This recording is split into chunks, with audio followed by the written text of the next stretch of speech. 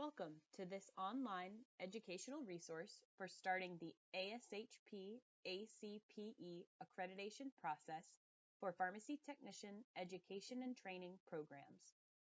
This module will focus on beginning the application process and how to get started pursuing accreditation for your pharmacy technician education program.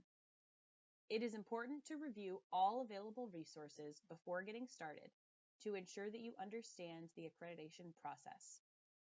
This presentation will include tools and best practices for completing the application and the pre-survey questionnaire documentation. I will first begin by sharing some resources and tools that are available on the ASHP website to assist in the development of a technician education program. Next, I will walk through the timeline of what to expect when submitting an application for accreditation and the steps that will occur leading up to the first survey. Finally, I will give examples of best practices for documenting compliance to various ASHP, ACPE, Pharmacy Technician Education and Training Program standards. Before getting started, the first thing you should do is explore the ASHP website. The website may look different in the future than the image on this slide, but the same information will always be available. To find the landing page for all Technician Education Program resources, you should go to the Professional Development tab on the home page, and then click Pharmacy Technician Membership and Accreditation. There is a lot of information available here, and I encourage you to take some time reading and reviewing many of the available resources. If you are unsure where to start, the link titled Standards, Regulations, and Other Tools is home to a collection of materials that can help you start becoming familiar with pharmacy technician education programs. Here, you will find a recorded presentation about how to get started developing a pharmacy technician education program. After you have spent some time reviewing the resources available on the ASHP website, the next thing you should do is read the ASHP ACPE accreditation standards for pharmacy technician education and training programs. In order to be successful in pursuing accreditation, it is very important that you are familiar with the standards themselves.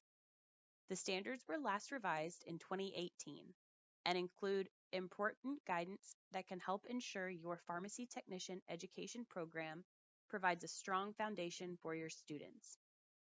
Also on this page, you will find the guidance document, which provides detail about each individual accreditation standard and how to document proof of compliance to each standard. This document will help you later in preparing for your pre-survey packet for your accreditation survey. Here, you can also find a model curriculum document, which is based upon the accreditation standards and can help you build your program's educational curriculum. After you have familiarized yourself with the accreditation standards, the next question you may be asking is, how much does accreditation cost? Fees are subject to change over time, but the most up-to-date information can always be found on the ASHP website. On the screen, you will see a table of the fee structure, which is current as of February 2022. Fees are determined based on the program site type and number of sites. Currently, there are separate fee schedules depending on whether the site is a school, college, hospital, or health system based, for retail chain-based programs, and for distance learning programs. These schedules represent the annual assessment fee. Programs should also be aware that there is an initial application fee. For schools and hospital-based programs, this fee is currently $720 per program. Another key decision to be made when deciding to start a new technician education and training program is whether the program will be entry-level or advanced level. Technician education and training programs are able to apply for accreditation for entry-level, advanced level, or both. Entry-level programs focus on preparing students to practice as entry-level pharmacy technicians in a variety of roles across various healthcare settings, such as in community pharmacies, hospitals, or long-term care facilities. Students in an entry-level program must complete at least one experiential rotation in a dispensing pharmacy setting. The total number of hours in an entry-level program must equal at least 400 hours over a minimum of an 8-week span. Of these hours, at least 120 must be didactic, at least 50 must be simulation, and 130 must be experiential. The final 100 hours can be allocated in any of these three categories as deemed appropriate by the program director. In contrast, advanced level programs prepare students to practice in advanced technician roles across a variety of settings. Students in advanced programs must still meet the entry-level requirements for experiential rotations, plus completing one additional experiential rotation. Finally, advanced programs require additional hours, for a total of at least 600 hours over a minimum span of 15 weeks. Of these hours, 160 must be didactic, 100 must be simulation, and 200 must be experiential. The final 140 hours can be allocated as appropriate. It is important to have a specific and defined method for calculating hours for both on-site and distance learning programs. It is also important to know that if you only apply for accreditation for one type of program, in the future, you are able to also submit materials to be considered for accreditation of the second type of program in addition, for no extra charge. If you are initially accredited for an entry-level program, you will need to be reviewed to ensure your program covers the additional key elements required for advanced level education and training. You will go through the same accreditation process like you did for your original accreditation of the entry-level program by submission of documents. These will just be specific to the advanced level areas and will be reviewed by a survey team with submission to the PTEC for review and the ASHP ACPE Board of Directors for final voting for accreditation. If you are adding an entry-level program and you are already accredited for an advanced level program, you will not need to go through a survey review. You will just need to submit the application indicating that you are adding an entry-level program.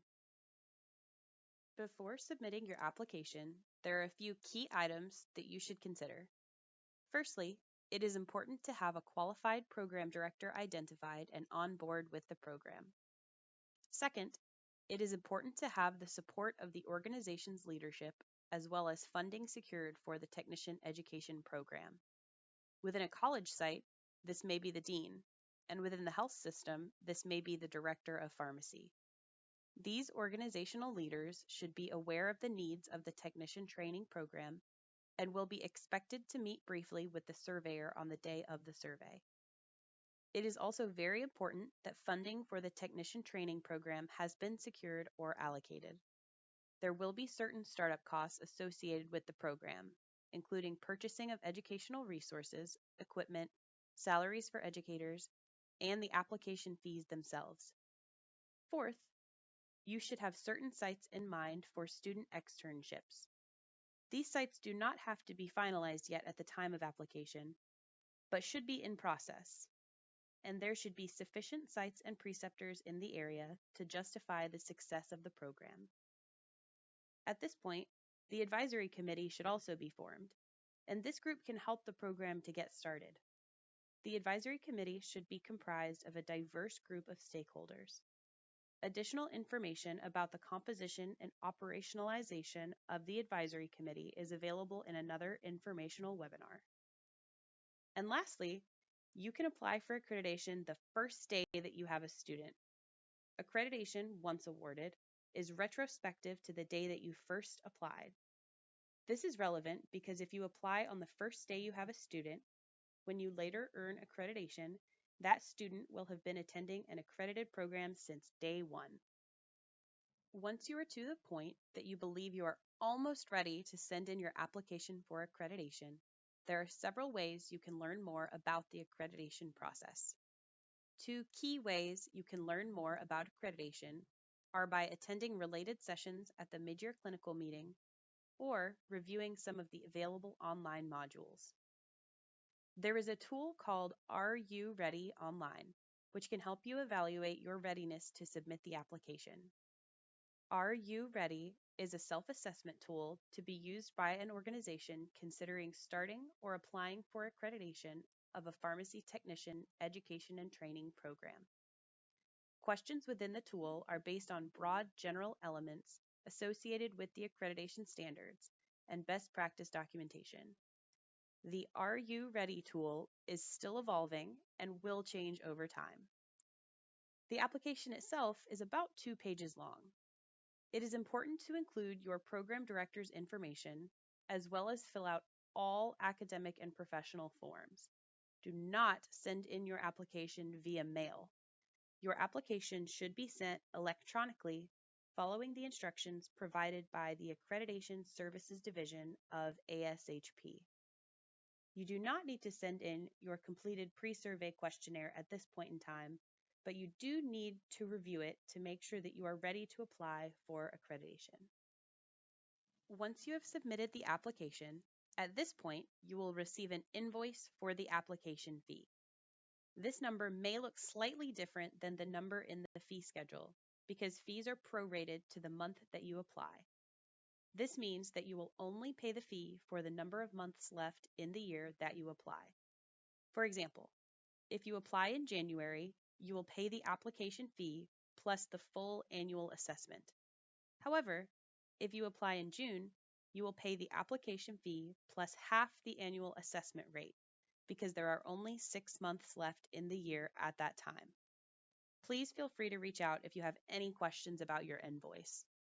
Once you have paid the invoice for your application fee, your lead surveyor will contact you. This lead surveyor will be someone assigned to your site and will be either an ASHP staff member or ASHP contract lead surveyor. Your co-surveyor will be someone either with experience running a technician education program themselves or be a member of the Pharmacy Technician Accreditation Commission, or PTEC.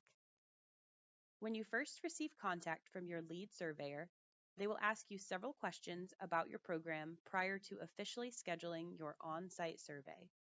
It is important to be honest and transparent about the current state of your program. This can ensure that you are prepared once the on-site survey day arrives. Think of your lead surveyor as a resource for both you and your program. They should act as your primary source of contact for questions leading up to the site survey. These lead surveyors have a wealth of information and knowledge related to the technician education programs and are available to guide you through the process.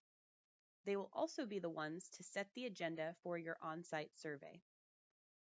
Generally, your lead surveyor will send you the pre-survey packet via email to get you started once your survey is scheduled. You can also download the pre-survey questionnaire from the ASHP website. This can currently be found by navigating to the Technician Program Accreditation page and then clicking Preparing for an Accreditation Survey. The pre-survey questionnaire and self-assessment checklist will be the first document linked on this page. You will also receive the pre-survey packet directly from the ASHP Accreditation Services Office. Once you receive your survey agenda, you should be sure to notify all necessary groups and individuals that they will be needed to participate in the survey on the day of. These individuals can participate either virtually or in person, depending on their availability. The administration or key leadership of the organization should be notified and aware that the survey is occurring. Leadership of the institution should be asked to meet with the surveyor for a welcome. Current students and graduates of the programs should be identified and asked to participate in the day of the survey. Graduates of the program should be recent, for example, within the current standards that the class was taught or the program, having the same labs that are all available today, and able to speak to how well the program prepared them to practice in their current roles.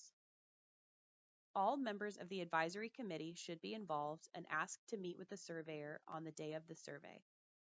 The members of the advisory committee should be actively involved with the technician program.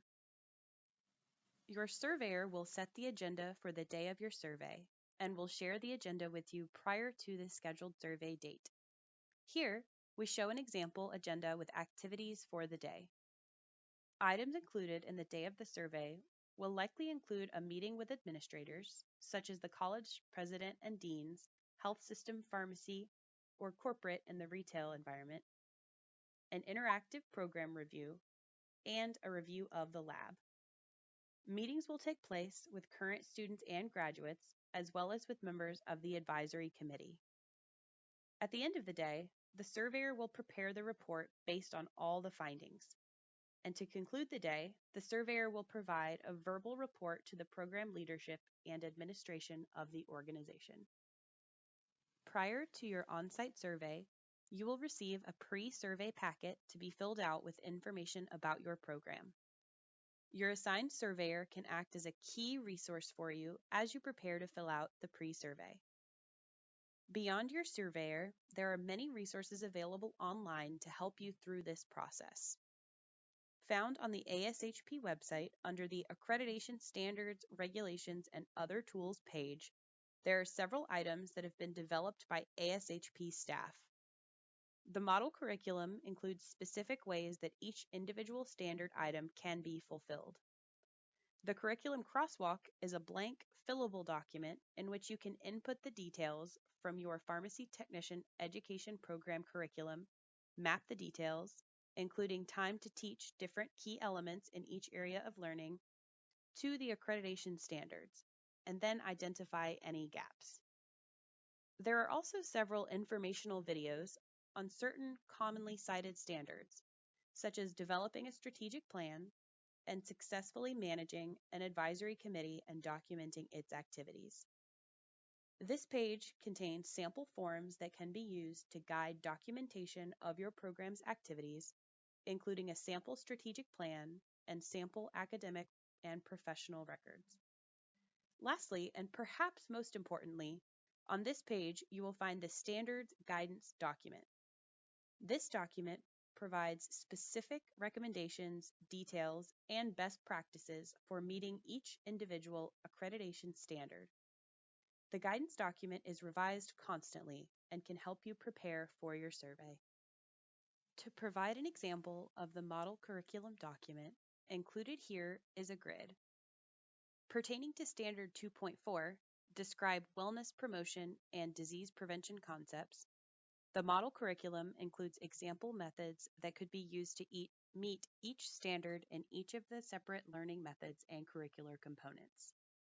For example, a way to meet this standard within the didactic education would be to teach and train students on wellness promotion practices and disease prevention concepts. Since this standard begins with the word describe, it is likely most appropriately met through the didactic portion of the curriculum. Another example from the model curriculum document is for Standard 2.5, which reads, demonstrate basic knowledge of anatomy, physiology, and pharmacology, and medical terminology relevant to the pharmacy technician's role. The model curriculum example document includes ways that this element might be met through the simulated portion of the curriculum, such as by having students complete a matching activity in which they match medical terms with their definition, or by asking students to match typically used medications with their appropriate dosage forms or routes of administration.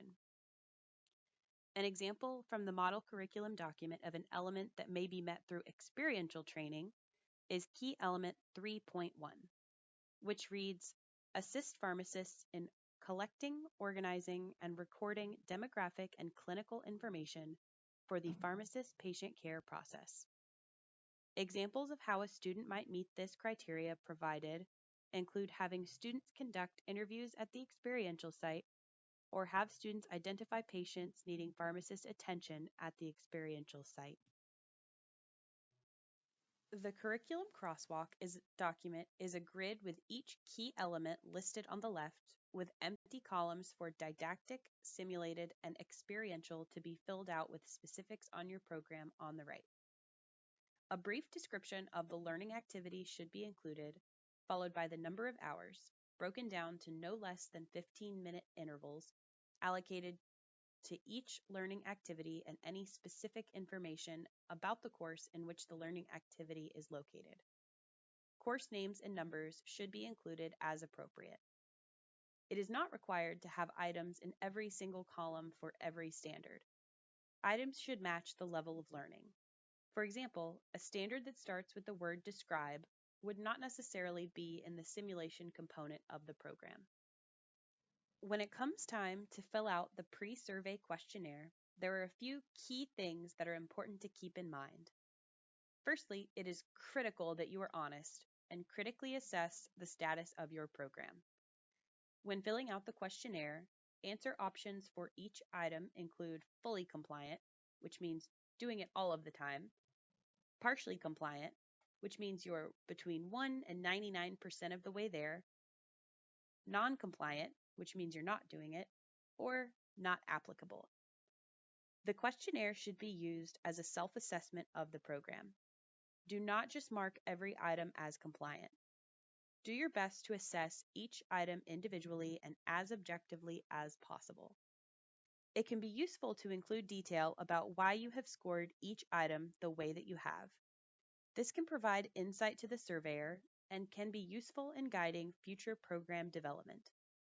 An honest assessment makes for a more educational review and makes for a better learning experience during the survey.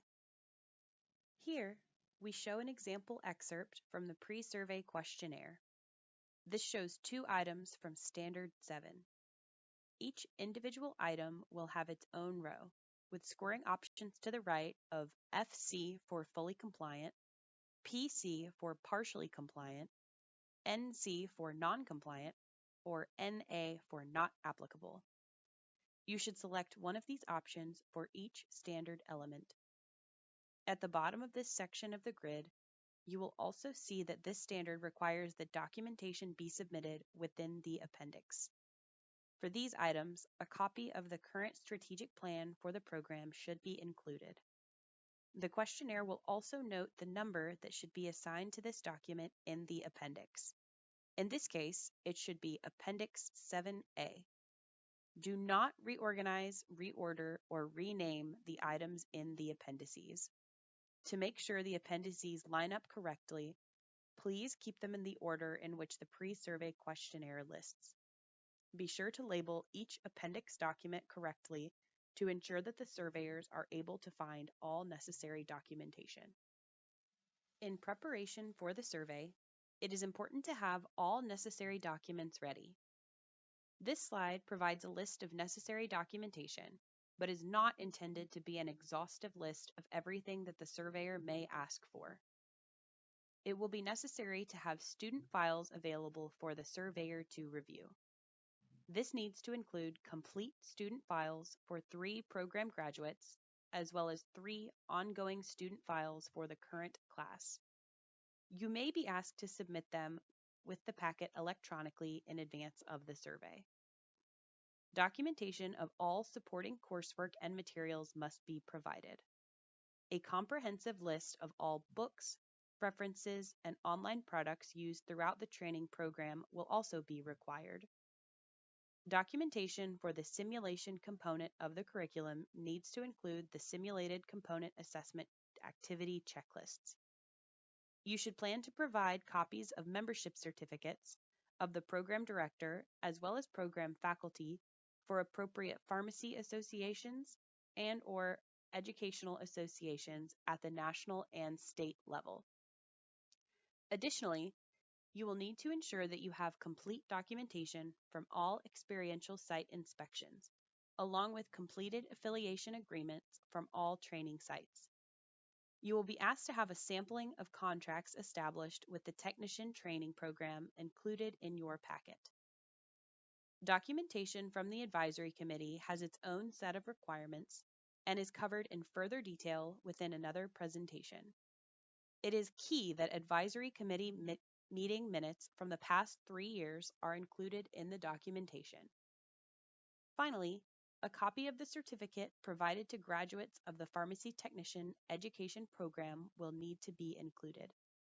This certificate must include all appropriate signatures, including that of the program director and a superior of the program director in the institution.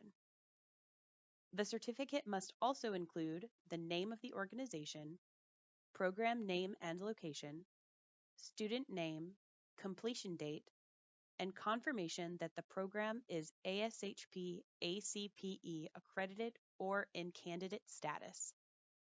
Finally, the certificate must note whether the program is entry level or advanced level. A list of all graduates from the program needs to also be maintained. It is important to follow all guidance provided to ensure that documentation for each individual standard item is complete. The next few slides will provide some tips and best practices for documenting certain aspects of the standards. Standards 1 through 5 cover many of the curriculum-based requirements for technician training programs. For each key element, provide a list of activities that students participate in to achieve each item. Thorough descriptions of all learning activities should be provided, along with a list of resources used to teach each of the required topics. Samples of criteria-based completed assessment tools, such as tests and lab assessment forms, should also be provided. A good rule of thumb when providing documentation for curriculum-based standards is that if the item has already been taught, always send in examples of completed student assessments. If the item has not yet been taught, document how you plan to teach the topic as well as how you plan to assess students' understanding. Standards 6 through 9 each have their own specific documentation requirements, which can be found in greater detail in the standards themselves or within the guidance document. Documentation of Standard 6 regarding the program director requires inclusion of the academic and professional form for the program director, as well as certificates of national and state pharmacy or education association membership. The student-to-faculty ratio for the program should also be included. Standard 7 provides specific information about documentation of the strategic plan, as well as appropriate review, revision, and approval by the advisory committee. Standard 8 includes requirements of the advisory committee for the pharmacy technician education program. Agenda and background materials from previous meetings, as well as approved meeting minutes from the past 3 years, should be included. Further detail about documentation and requirements for Standards 7 and 8 can be found in another presentation. Finally, Standard 9 sets forth requirements for documenting curricular length and the method used for calculating hours within the program. Standard 10 includes curricular composition and delivery and relates to several different documentation requirements for the different components of the program curriculum. The standard includes information about how each component should be structured and taught to students, as well as documentation requirements for each aspect of the curriculum. It is important to include sufficient detail about curricular composition and curricular delivery in providing evidence for documentation regarding Standard 10. For the simulated component of the program, documentation must include a list of all equipment and supplies utilized to emulate an actual work environment. For the experiential component, a list of rotations offered to students must be provided, along with a list of preceptors with completed academic and professional forms, and a list of qualified pharmacy personnel assigned to training students at each site. Standard 10 also covers curricular composition and delivery for programs using distance learning.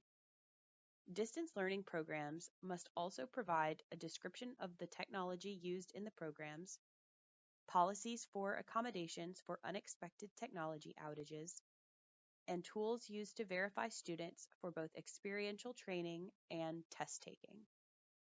Standard 11 covers all required documentation related to student recruitment, acceptance, enrollment, and representation. Among these items are documentation of all information provided to students prior to enrollment, such as financial obligations. All policies and procedures should be submitted for review during the survey as well, to include policies about screening applicants and ADA policies. Standard 12 requires that complete records of all licenses and national certificates held by faculty and instructors are maintained. Faculty records should also include all evaluations completed by students about the instructors from the past 3-year period. Standard 13 covers many other remaining documentation requirements. Programs must maintain and store these records for a minimum of a 3-year period, if the program has existed for at least 3 years, or the time period specific in institutional policy. Many of these documentation requirements have been covered previously, but include items such as program director qualifications, training activities, records from experiential training sites, record keeping of program graduates, and adherence to the requirements of the certificates awarded to graduating students. Section 3 of the standards covers assessments of standards and key elements and includes standards 14 and 15. Standard 14 encompasses assessment of competency expectations and details necessary documentation of all student learning assessment items used in the program. Programs must document and maintain all student evaluations, which should reflect criteria-based feedback on their performance in each component of the program, didactic, simulated, and experiential. Assessment data used in the continuous quality improvement process of student learning assessments should also be kept on file. Additional program assessments include program completion rates, performance on national certification exams, program satisfaction, and job placement. Standard 15 covers assessments of structure and process. Documentation of this standard should include assessment data in the continuous quality improvement process and, if applicable, documentation of the program's policy and procedures for transfer credit and course waivers. In summary, there is a lot to consider during the application and survey process when pursuing accreditation for your pharmacy technician education program. It is important to review all tools, guidance documents, standards, and online resources prior to beginning the accreditation application process. Follow all documentation requirements in an orderly, clear, and concise manner. Keep all appendices in the appropriate order and submit documents when requested. In the time leading up to your survey, be sure to notify everyone who needs to be involved and be sure they are clear on their role on the day of the survey. Finally, your lead surveyor is your point of contact and can act as an incredibly valuable resource to answer your questions during this time. If you have any additional questions regarding this presentation, please reach out to us via email at asd@ashp.org. Thank you for joining us for this presentation.